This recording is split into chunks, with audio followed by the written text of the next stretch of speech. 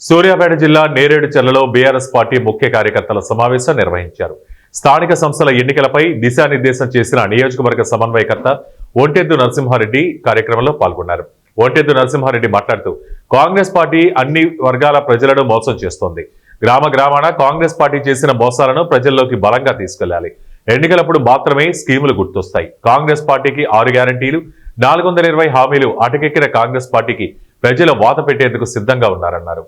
మంది లక్షలలో మిగతా ఉద్యోగస్తులు వాళ్ళు వీళ్ళు తీసేయి. ఒక 80 లక్షల మంది మహిళలకైతే మీరు ఖచ్చితంగా నెలకు 2,500 ఇవ్వాలి.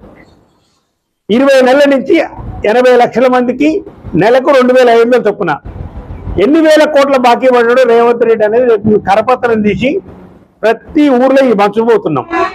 మహిళలకు ఎంత బాకీ పడ్డది రేవంత్ రెడ్డి ప్రభుత్వము, రైతులకు ఎంత బాకీ పడ్డది, పెన్షన్దారులకు ఎంత బాకీ పడ్డరు, విద్యార్థులకు స్కూటర్లు ఇస్తారంటే ఎంత బాకీ పడ్డరు, నిరుద్యోగ వృత్తి 4,000 ఇస్తారంటే విద్యార్థులకు ఎంత బాకీ పడ్డాడు.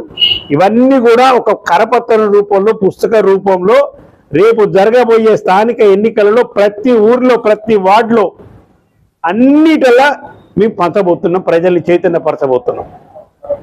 రెండో హామీ, రైతు కూలీలకు, కౌలు రైతులకు 15,000, వ్యవసాయ కూలీలకు, భూమి లేని వాళ్ళకు 12,000. ఇప్పుడు ఈ 15 తక్కువ చేసి ఆయనకాయనే 15 అన్నాడు, ఆయనకాయనే 12 చేసిండు. సిగ్గుండాలి ఒక ముఖ్యమంత్రి మాట చెప్పేటప్పుడు. నువ్వు 15,000 ఇవ్వలేదు, నీకు 12,000 ఇస్తానని ఎట్లా చెప్తావా? నువ్వు 15,000 ఇస్తాననే రైతుల నీకు ఓట్లేసి